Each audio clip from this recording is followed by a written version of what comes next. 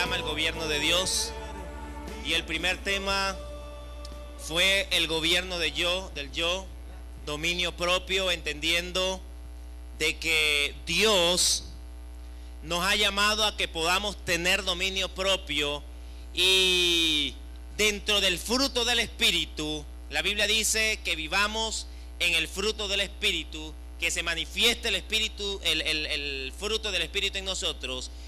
Y dentro del fruto del Espíritu está paz, amor, bondad, benignidad, paciencia, y está la templanza. Y la templanza habla de dominio propio. Y cuando hablamos de dominio, estamos hablando de gobierno. Estamos hablando de la virtud que Dios nos da de tener dominio sobre nuestro carácter, sobre nuestras emociones, inclusive sobre nuestra lengua.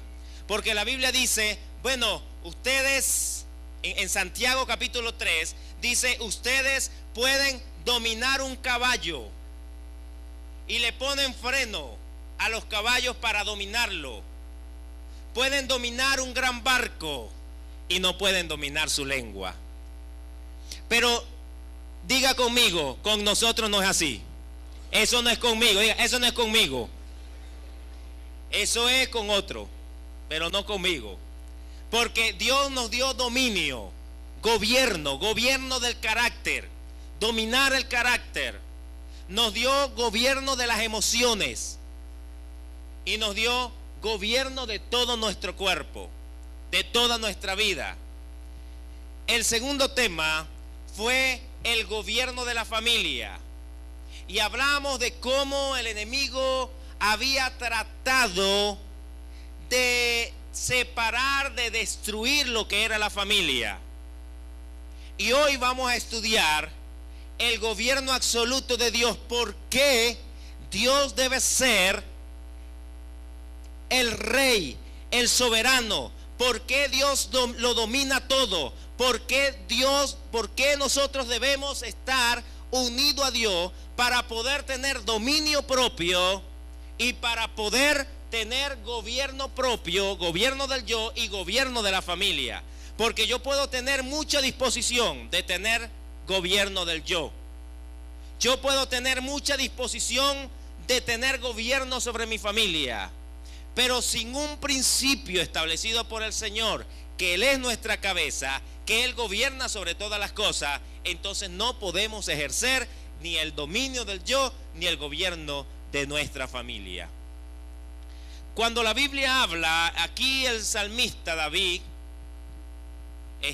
está dando una palabra profética, se está adelantando a lo que iba a acontecer con Jesús, y comienza diciendo: ¿por qué se amotinan las gentes y los pueblos piensan cosas vanas? Está hablando del momento cuando Jesús está en la tierra, y entonces comienzan a amotinarse contra Jesús. Comienzan a pensar cosas vanas porque no lo reconocen como su Mesías.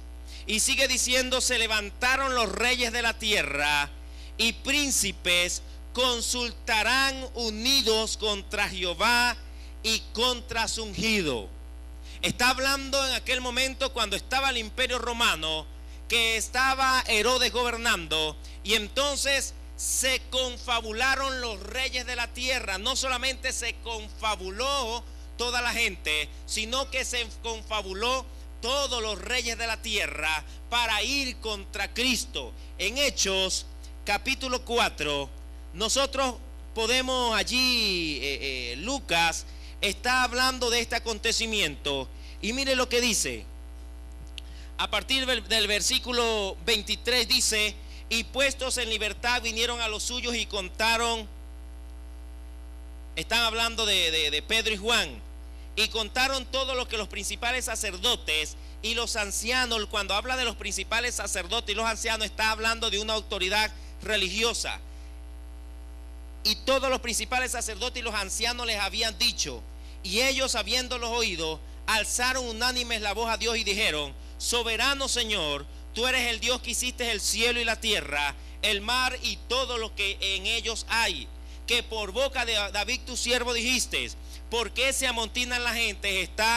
Ellos están mencionando lo que habla Salmos capítulo 2.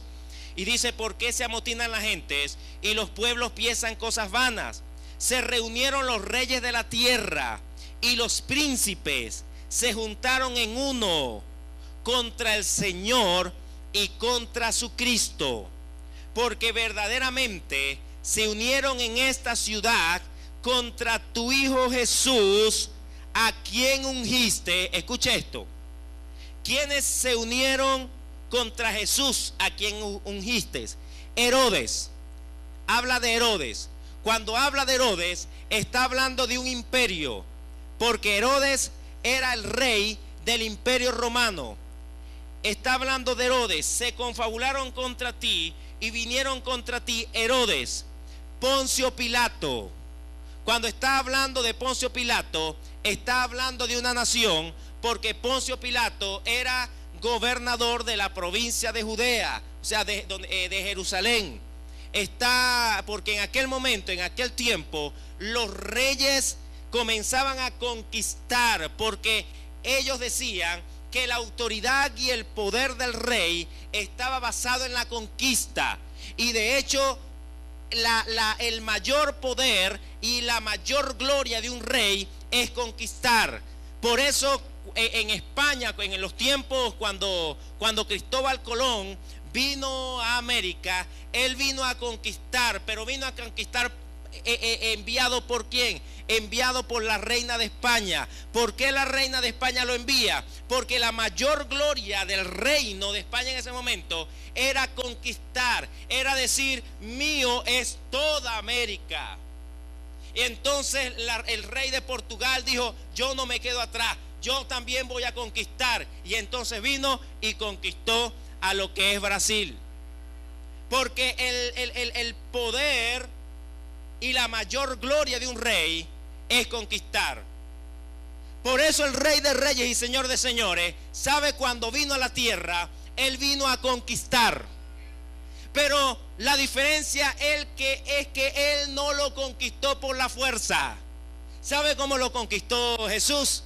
Lo conquistó siendo un siervo. De esa forma vino Jesús a conquistar.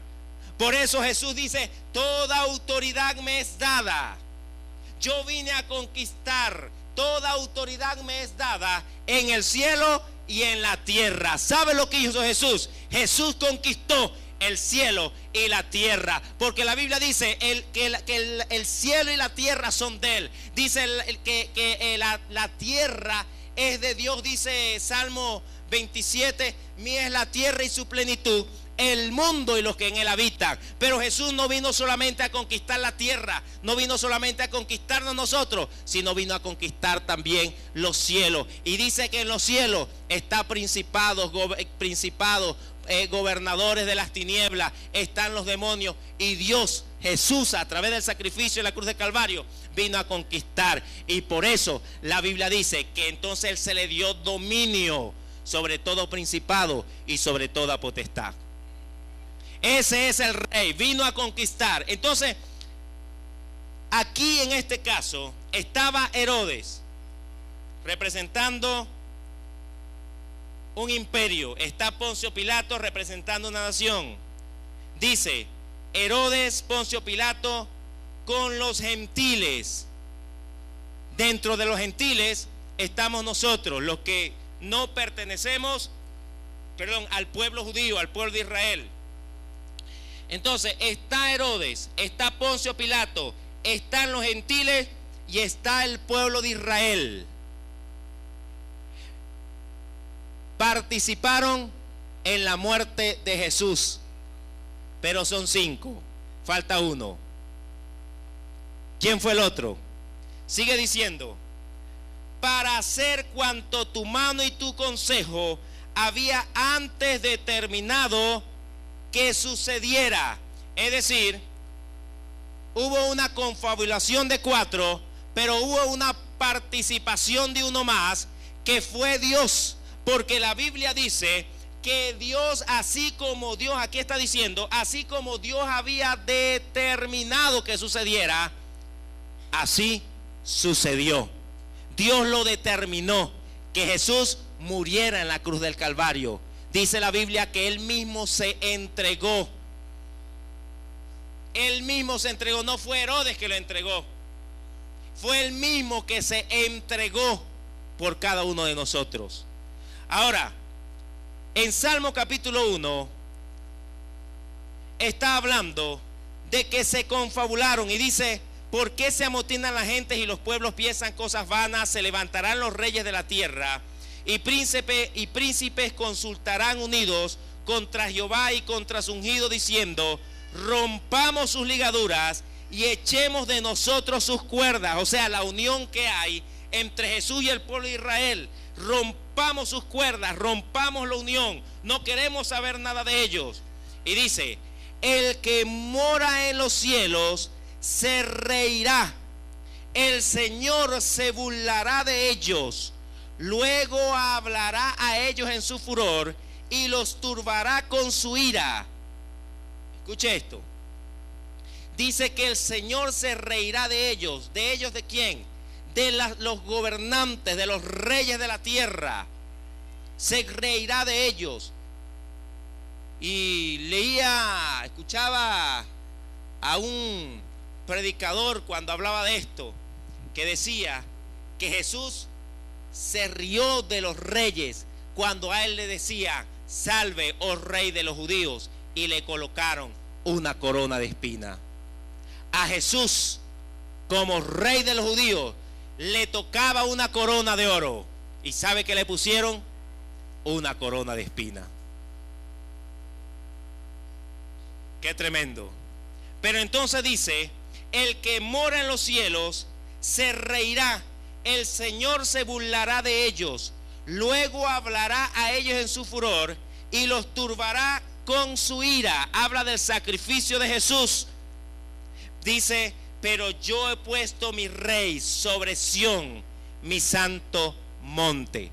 Cuando está hablando de monte, cuando habla de altura, está hablando de autoridad.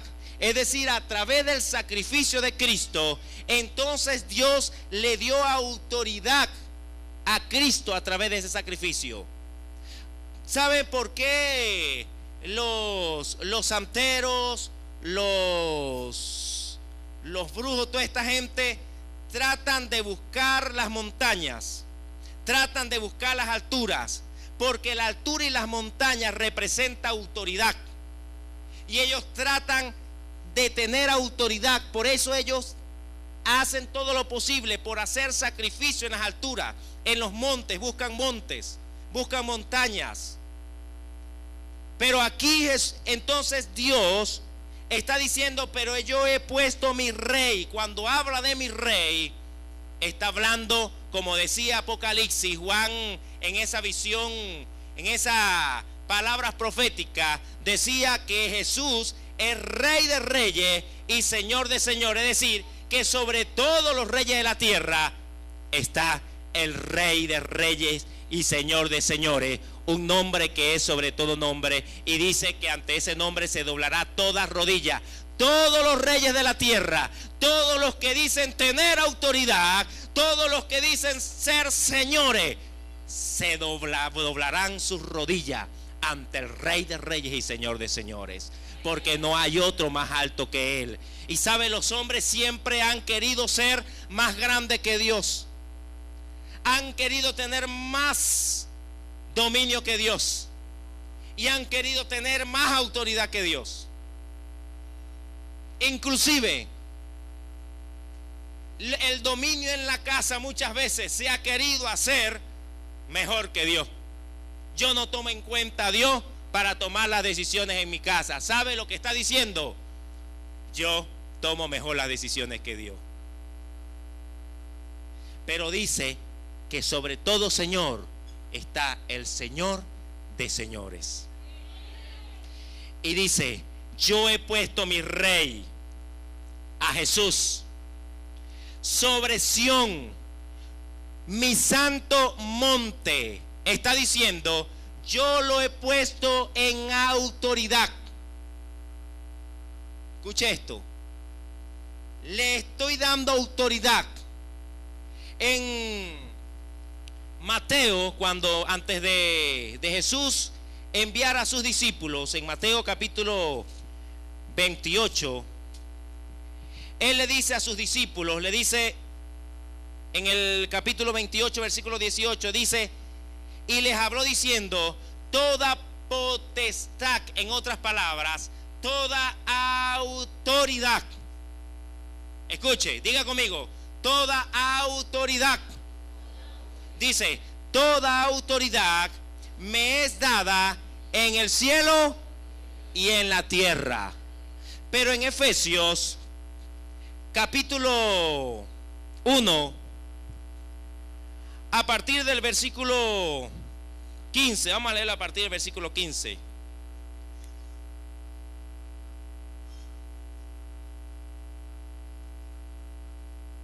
Vamos a leer a partir del versículo 17. Dice, para que el Dios de nuestro Señor Jesucristo, el Padre de gloria, os dé espíritu de sabiduría y de revelación en el conocimiento de Él, en el conocimiento de Dios. Es decir, Pablo le está diciendo a Timoteo, a los efesios, pero Timoteo estaba allí en la iglesia de Éfeso, que él quería que la iglesia de Éfeso tuviese una sabiduría y una revelación mayor mayor de Dios, del conocimiento de Dios, es decir, que pudiesen conocer de Dios.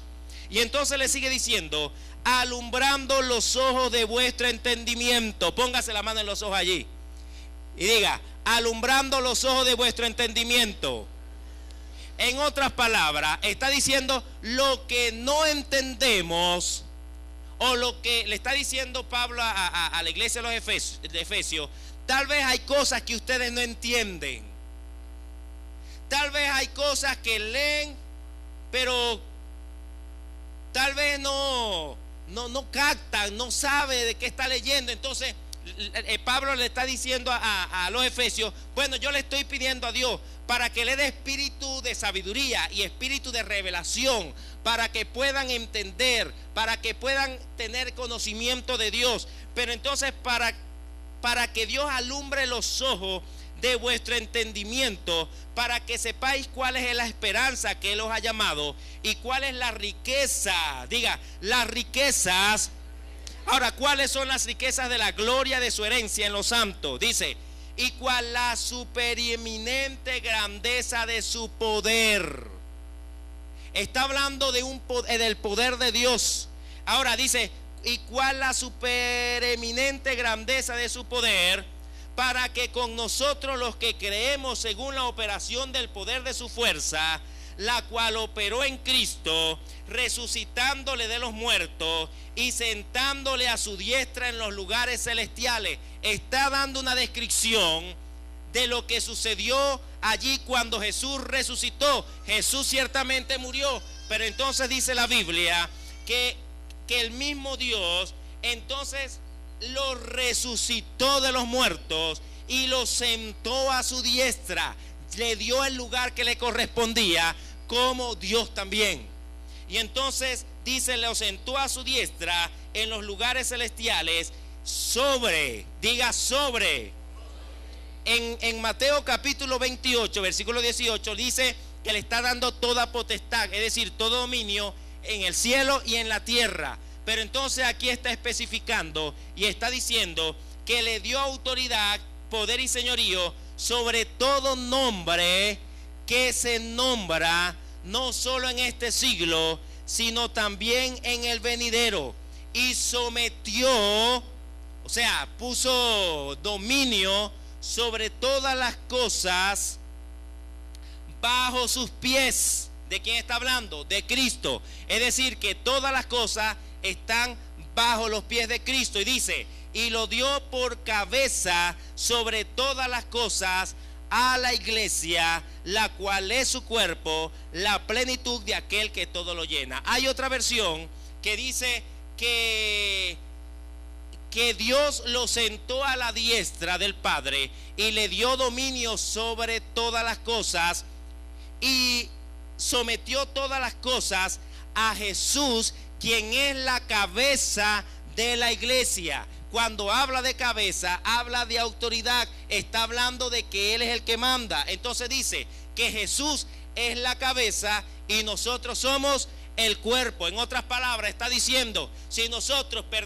permanecemos unidos a la cabeza, entonces podemos ejercer dominio. Es decir, podemos ejercer gobierno, unidos a la cabeza. Y si permanecemos unidos a la cabeza, que es Cristo, entonces también podemos tener autoridad, dominio y gobierno sobre todo principado y sobre toda autoridad que se nombra. Ahora, escuche lo siguiente. Ya sabemos y entendemos que Dios le dio el dominio de todas las cosas a Cristo.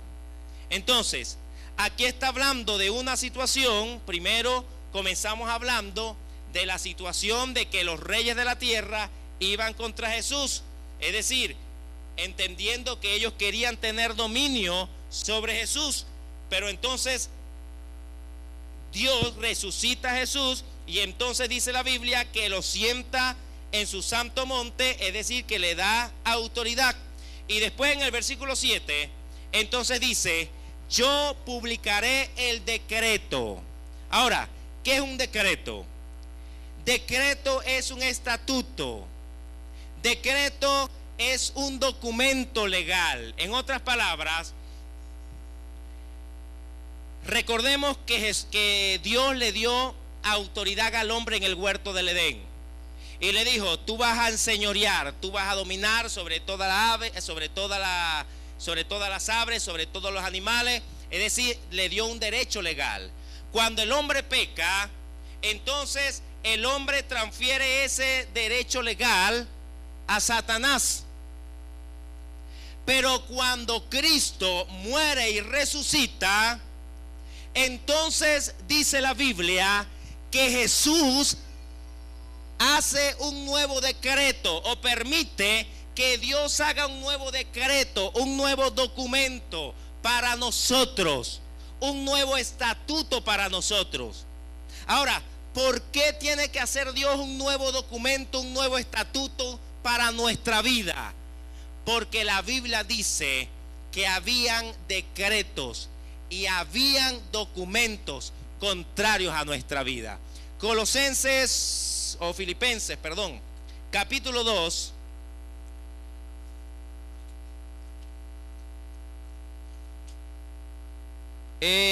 Colosenses capítulo 2, versículos 14 y 15. Dios hace un decreto sobre nosotros. Escuche esto. Dios hace un estatuto, pero antes de hacer el estatuto, el nuevo decreto, entonces hace algo. Dice en Colosenses capítulo 2, el versículo 14, dice, anulando el acta de los decretos. Es decir, antes de hacer y publicar un nuevo decreto, entonces ¿qué hace? Anula el decreto anterior. ¿Cómo un decreto anterior?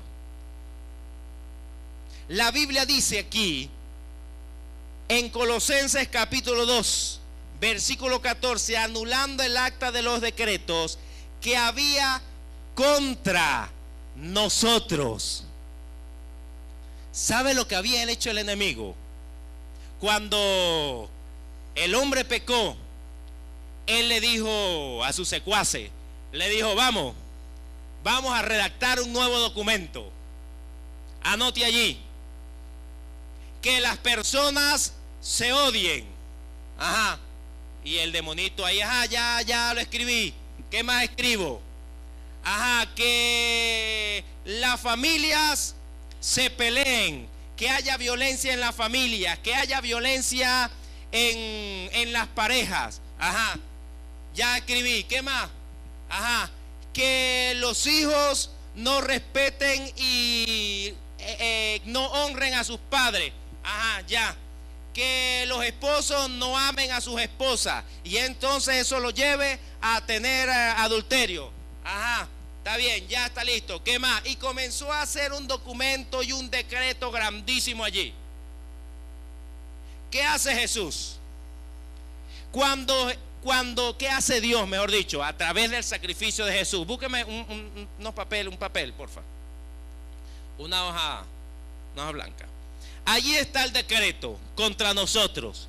Y ese decreto, ok, aquí está bien. Aquí está. Y el enemigo va por ahí jactándose del decreto que tiene contra el hombre. Ok.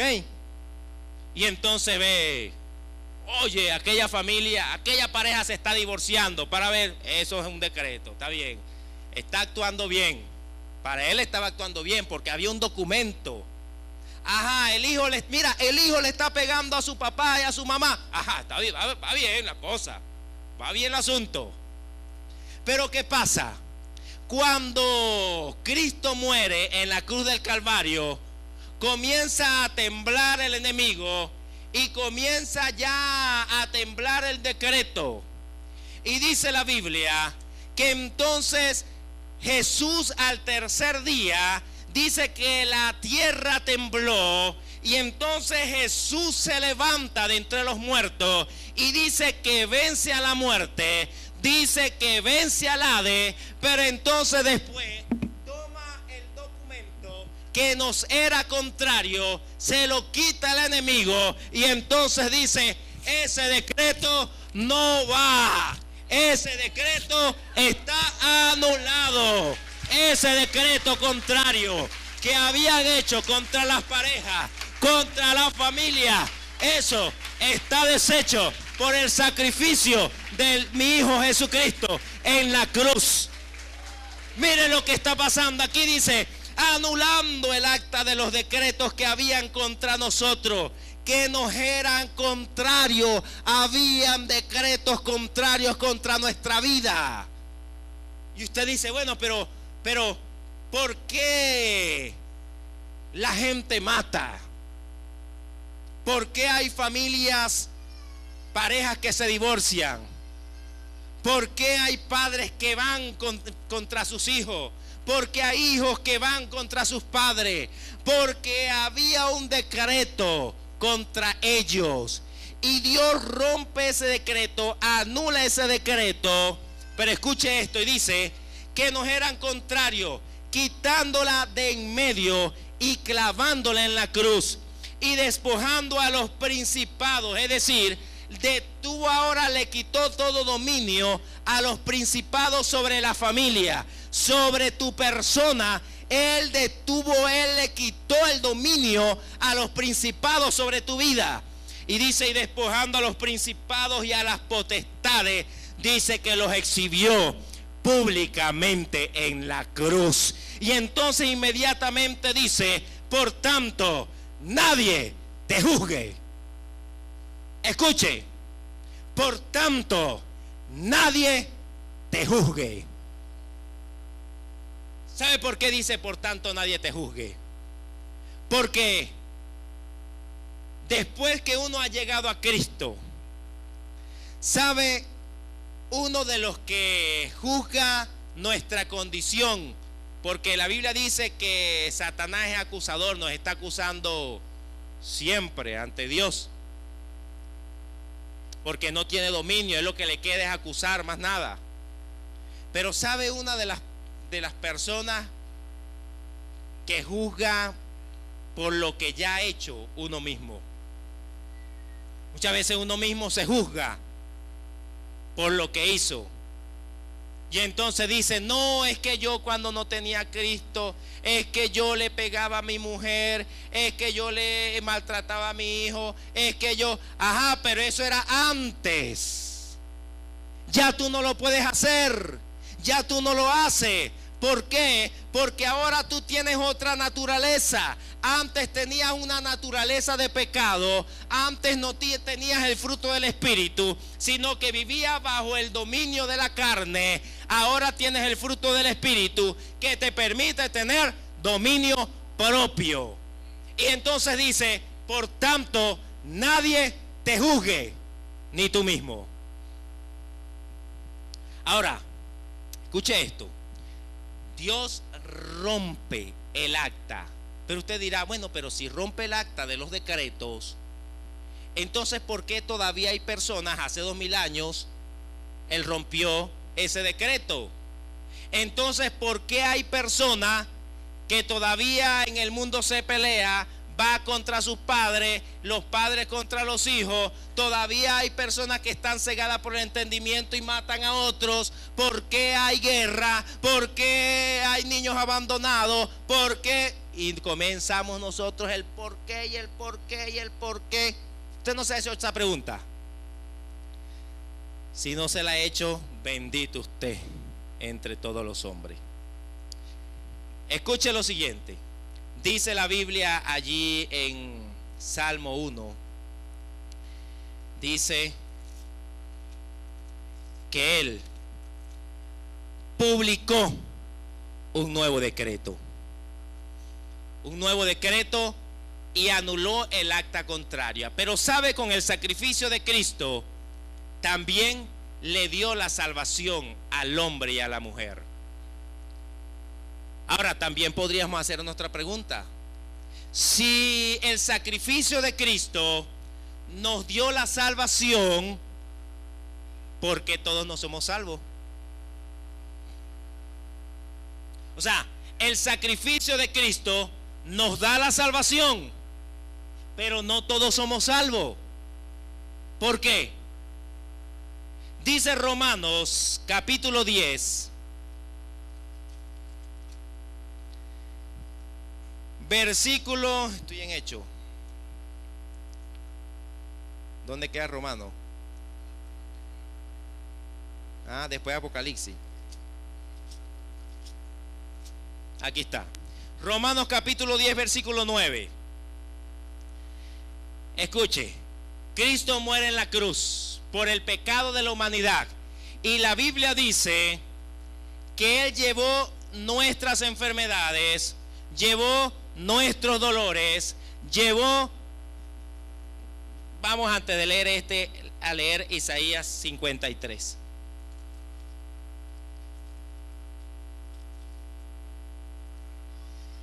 Dice Isaías 53 al versículo 3: despreciado y desechado entre los hombres, varón de dolores, está hablando de Cristo, experimentado en quebranto, y como que escondimos de Él el rostro, fue menospreciado y no lo estimamos.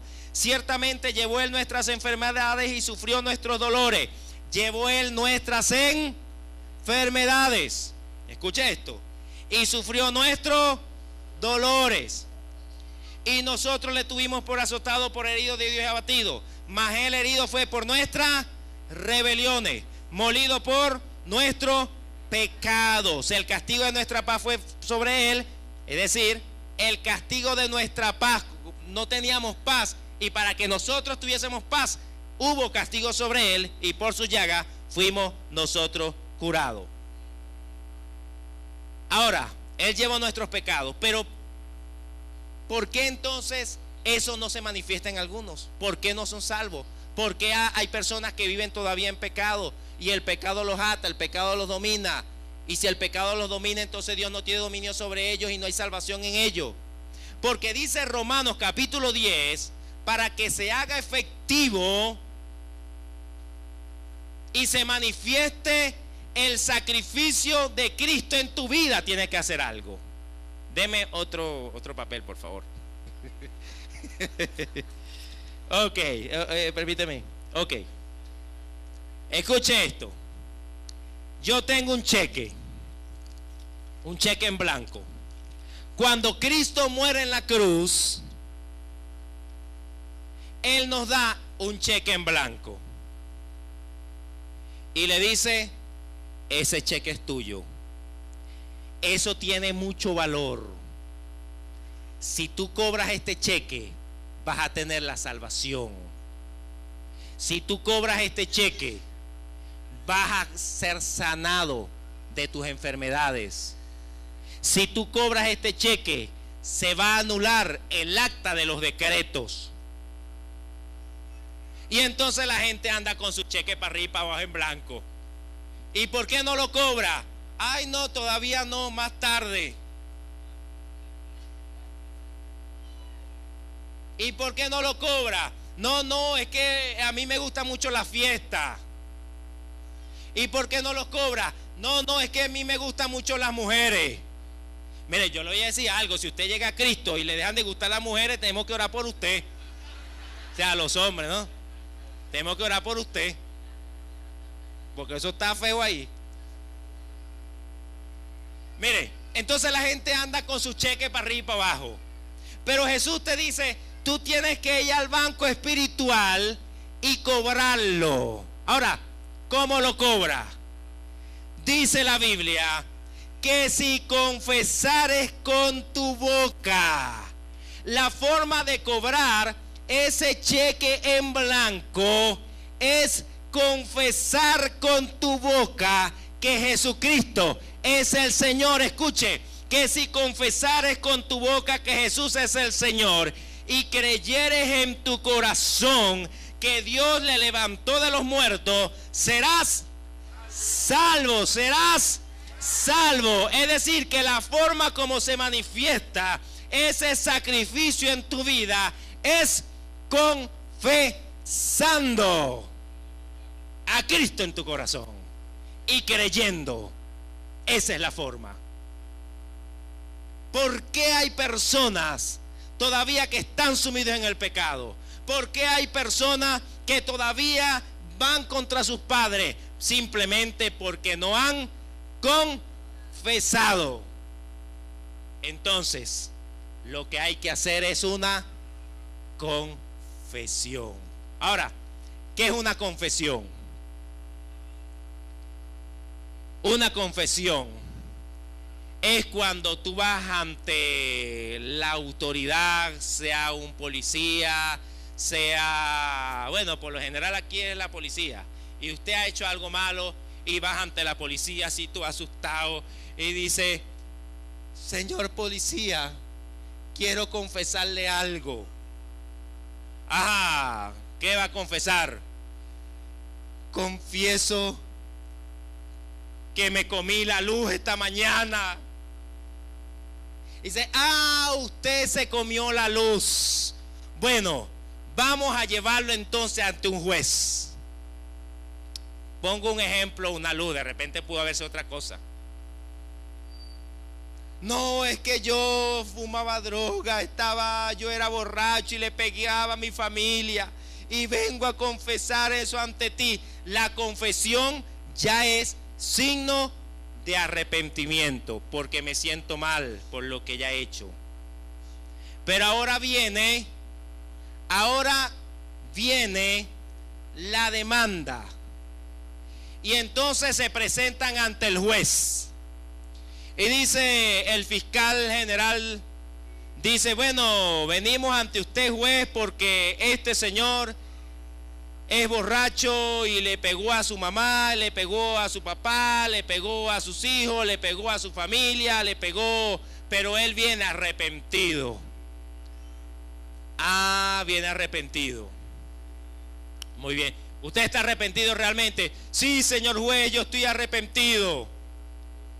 Viene el fiscal, que es la parte acusadora, y dice: señor juez, yo creo que él no está arrepentido realmente. Mírele la cara. Esa cara es de que no está arrepentido. Él ha hecho esto y vuelve a acusarlo. Entonces sale el abogado defensor.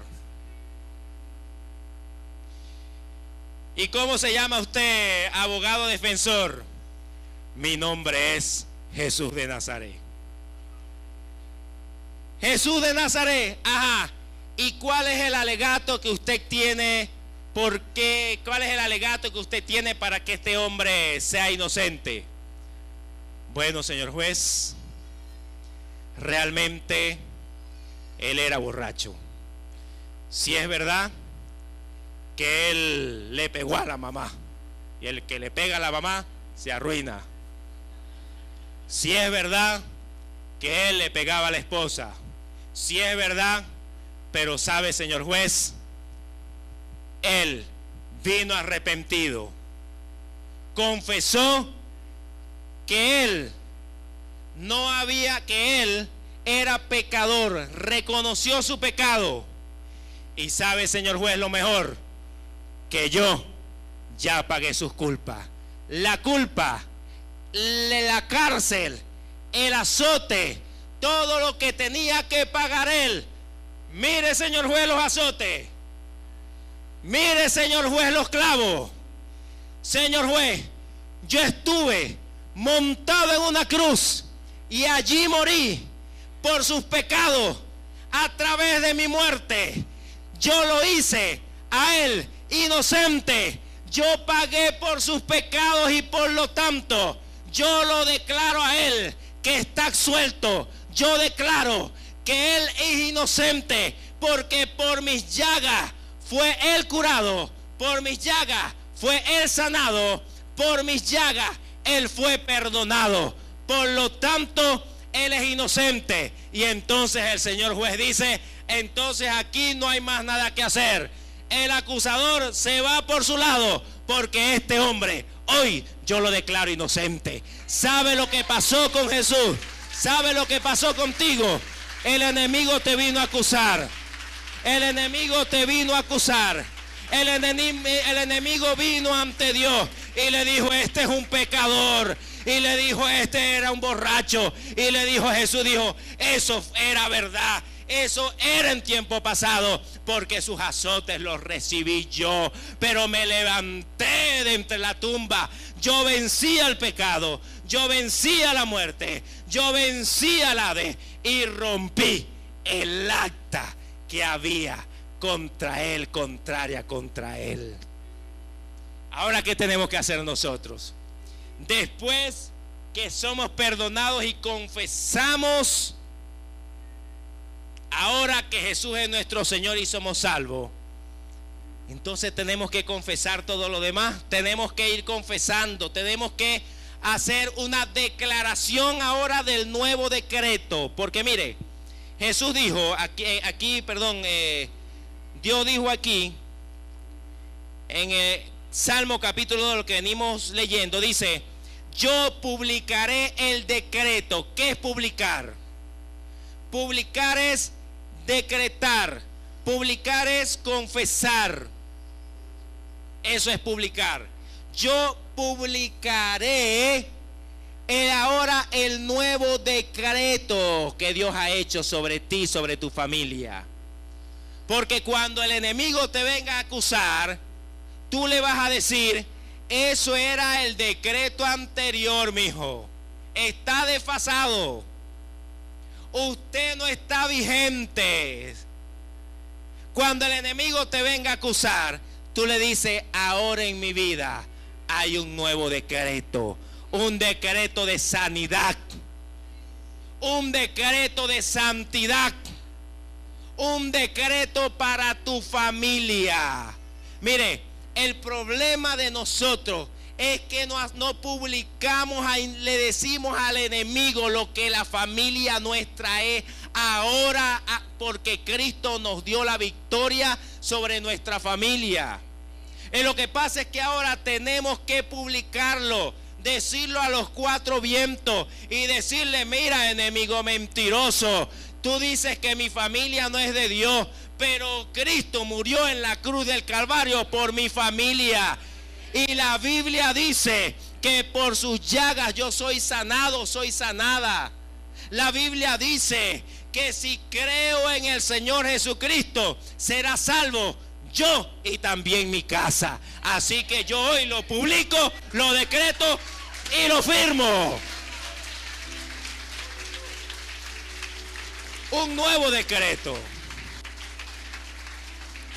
Y dice, yo publicaré el decreto.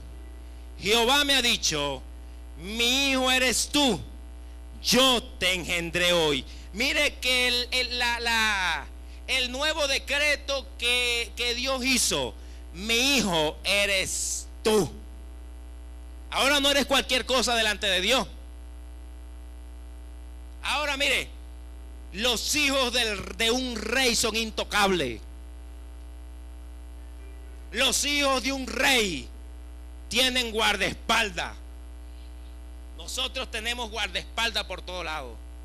La Biblia dice que Él envía sus ángeles para que estén a nuestro alrededor. Y dice que caerán 1000 y 10.000 a nuestra diestra, pero a nosotros no llegarán. porque el Hijo del Rey es intocable. Pero hay que activar a los ángeles. Los ángeles hasta allí están esperando. Bueno, ¿y cuándo este muchacho me va a poner trabajo? Y están ahí esperando. Bueno, ángeles, actívense ahí, pónganse a trabajar para el príncipe, para las princesas de Dios, para las princesas del reino. Y dice: yo publicaré el decreto. Jehová me ha dicho: mi hijo eres tú, yo te engendré hoy. Ajá, ya estamos dando posición. Cristo obtuvo la autoridad. Tiene una autoridad en el cielo y en la tierra, sobre todo principado, sobre todo dominio. Y Él es Señor de señores. Ahí estamos claros. Se anuló el acta de los decretos anteriores. Ahí estamos claros. Se estableció un nuevo decreto para nosotros. Ahí estamos claros. ¿Y ahora qué vamos a hacer? Ahora el siguiente paso que tú debes hacer es, mira lo que te dice Dios. El 8. Pídeme. Después que yo estoy claro que soy hijo de Dios, que Él es mi Padre, que hizo un nuevo decreto para mí. Ahora, ¿qué voy a hacer? ¿Qué voy a hacer? Él te dice: pídeme. Mire lo que dice: pídeme y te daré por herencia a las naciones y como posesión tuya los confines de la tierra. Ese es ahora parte de ese nuevo decreto. El nuevo decreto te dice ahora, dice la Biblia en Juan capítulo 17. Déjame ver, voy por hecho ya.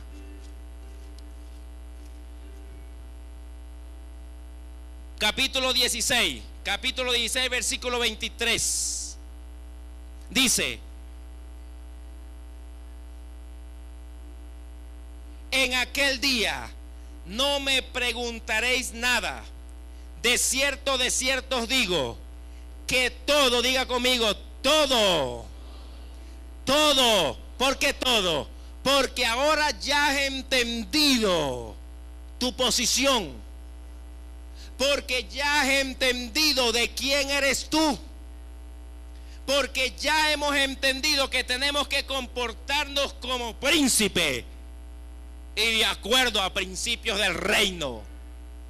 Ahora tenemos que andar y vivir y pensar como príncipes. En cierta oportunidad dice que un rey mandó a su hijo a estudiar a otra nación. Y dice que en la otra nación el hijo estuvo estudiando mucho tiempo y gozoso allí le envía una carta a su padre. Y le dice: padre, estoy muy contento porque estoy estudiando, esta nación es muy hermosa. Y todos los días agarro el tren para ir de la casa donde yo vivo, de la mansión donde yo vivo a la escuela. Todos los días agarro el tren y me puedo sentar a disfrutar de todo lo que hay. Y el rey entonces lee la carta y le dice: hijo, después de haber leído su carta, por favor, yo le voy a pedir que usted no avergüence al reino. Le estoy mandando dinero para que usted se compre su propio tren. Humildemente él dice que no se comportaba como el hijo del rey. ¿Sabe el problema de nosotros? Es que somos hijos del rey, príncipe, pero muchas veces no nos comportamos como hijos del rey, como príncipes del reino, y andamos todo el tiempo quejándonos y nos enfocamos: ay, no hay. Ay, Dios mío, en vez de alabar al rey por lo que él nos da, andamos todo el tiempo quejándonos. Ay, Dios mío, pero ¿cuándo me vas a dar la casa? Ay, Dios mío, pero ¿cuándo me vas a dar el carro? Ay, Dios mío. párese ahí como hijo del rey y dígale: yo he entendido la posición que tengo, y tú me dices en tu palabra, pídeme, y por lo tanto, Padre, yo vengo a pedirte. ¿Sabes cuál es la diferencia entre un siervo del reino, a pesar de que nosotros no dejamos de ser siervos? ¿Sabes cuál es la diferencia entre un siervo del reino y el hijo del rey? El hijo del rey no pide permiso para entrar. ¿Y para dónde tú vas? Yo simplemente voy a hablar con mi papá. El siervo del rey no se sienta en las piernas de su papá, pero el hijo del rey se sienta en las piernas de su papá y le dice: papi lindo, dame lo que te estoy pidiendo. Papi lindo, mímame. Papi lindo, quiéreme. Esa es la diferencia entre un siervo y el hijo del rey. Nosotros tenemos que ir ante la presencia del rey. Ahora, ¿cómo debemos ir ante la presencia del rey? Mire que me llama la atención la forma como le pedía Elías a Dios, porque dice la Biblia en Santiago capítulo 5, el versículo 17, dice: Elías era sujeto a pasiones semejantes a las nuestras. En otras palabras, Elías era, un hombre igual a nosotros. Era un hombre sujeto a las pasiones como lo somos nosotros. Pero sabe, Elías entendió su posición. Y dice la Biblia: Elías era sujeto a pasiones semejantes a las nuestras y oró fervientemente. Escuche, no era una petición cualquiera, no era una demanda cualquiera ante Dios. Ahí pasó algo con el sonido. No era una demanda cualquiera ante Dios, no era una petición cualquiera ante Dios. Dice que oró fervientemente. Ahora, ¿qué quiere decir fervientemente? Fervientemente dice ir ante Dios con adoración o en adoración.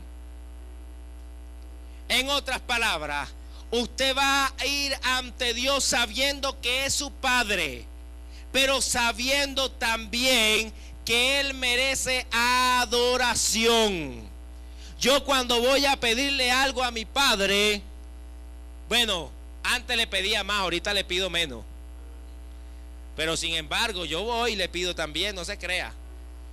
Yo cuando voy y le voy a pedir algo a mi Padre, yo voy entendiendo que soy su hijo. Y como hijo, yo tengo derechos, porque Él me ha dado los derechos. Y hay un acta que me da derecho, que se llama partida de nacimiento, que ahí dice que yo soy hijo de Manuel Morales y Esperanza de Morales.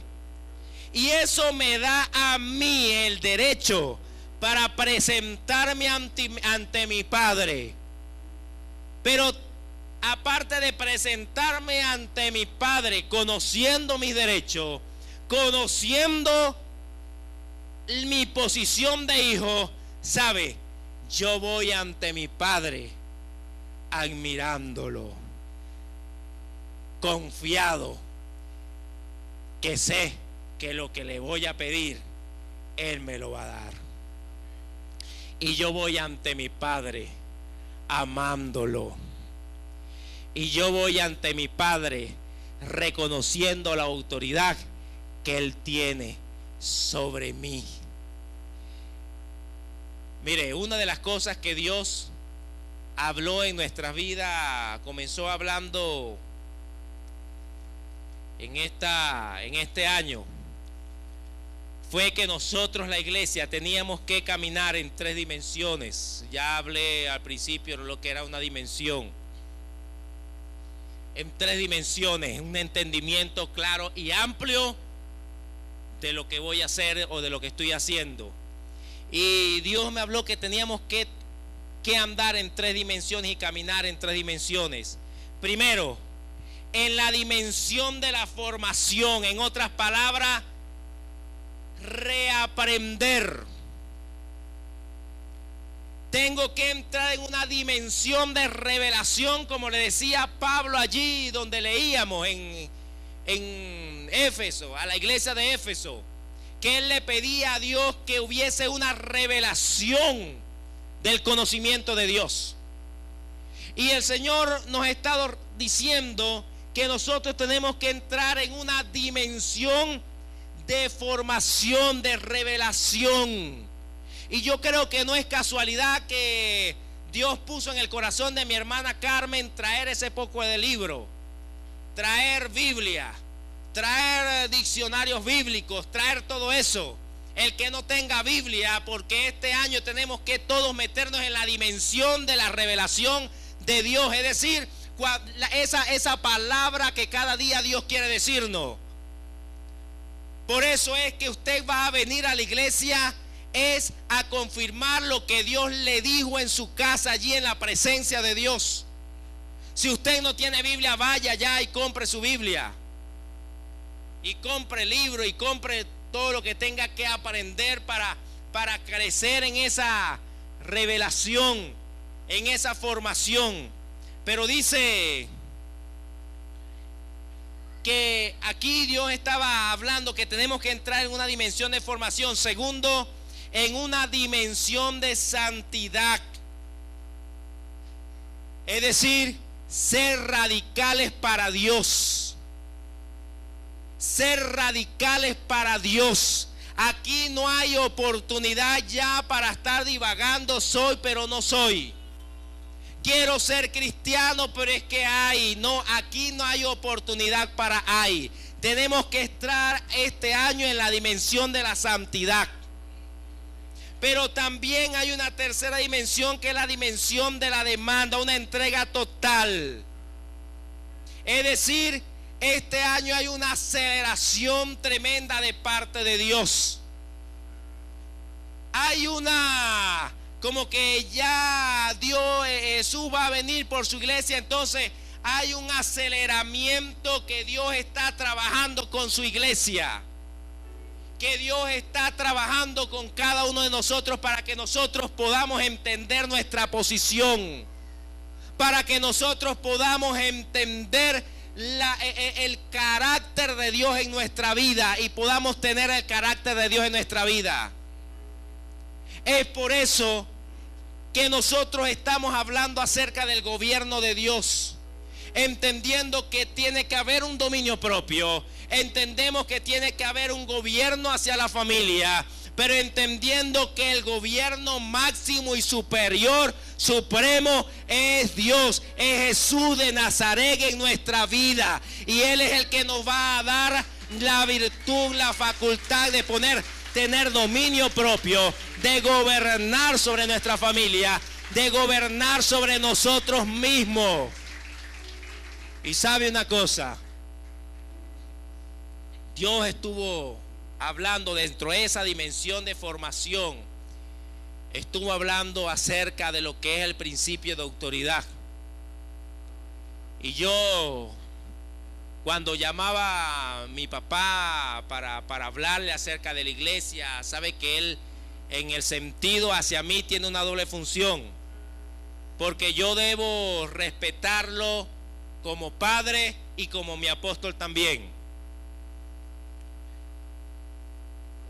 Pero cuando entiendo eso, inmediatamente esta semana estuvimos de retiro, y cuando regresé Dios nos estuvo hablando algunas cosas allá, y una de las cosas que Dios nos dijo es reordenar la casa y entender el principio de autoridad.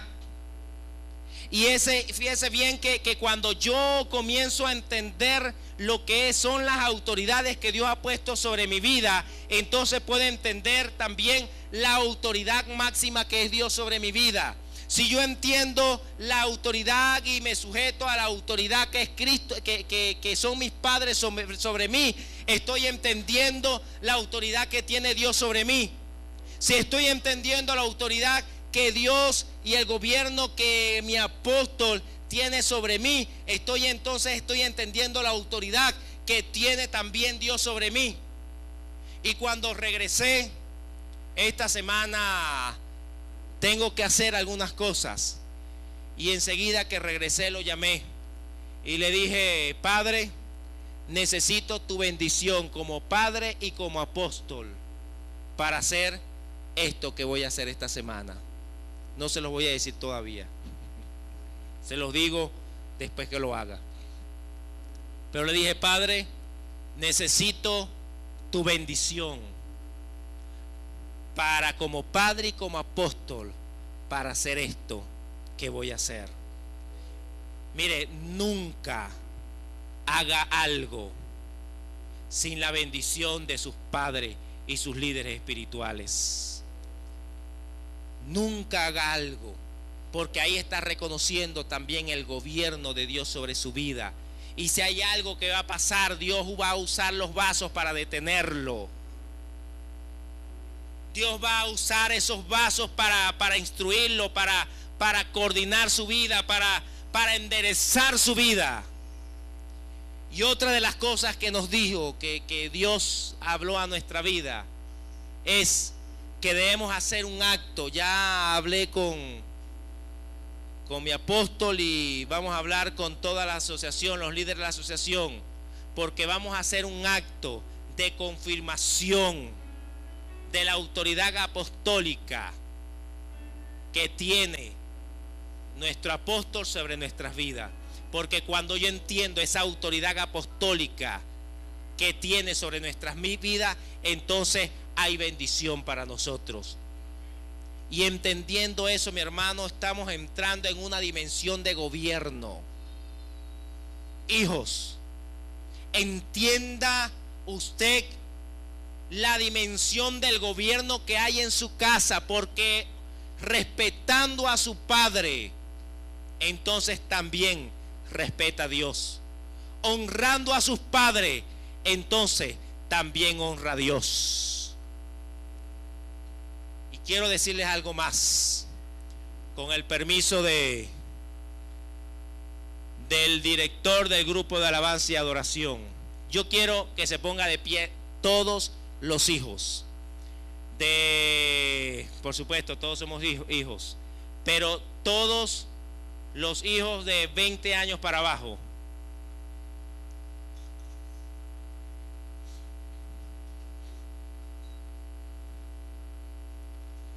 Escuche, estamos hablando acerca del dominio propio, del gobierno de la casa.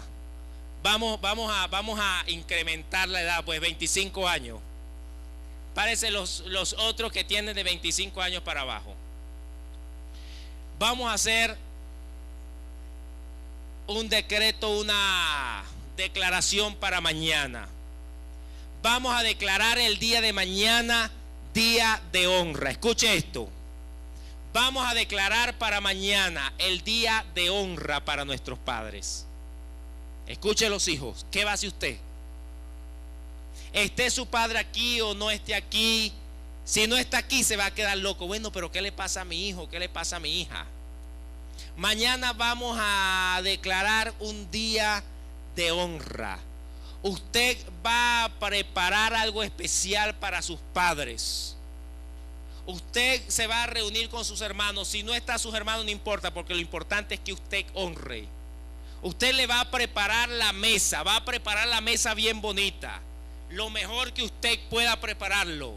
Y va a preparar un alimento, va a preparar la alimentación, va a preparar la cena, una cena especial para sus padres. Digo con el permiso del director del grupo de alabanza y oración, porque yo quiero que mañana sea un día de honra. Mañana aquí no va a haber actividad, la actividad va a ser en su casa. Porque esa es la mejor adoración que nosotros le podemos dar a Dios.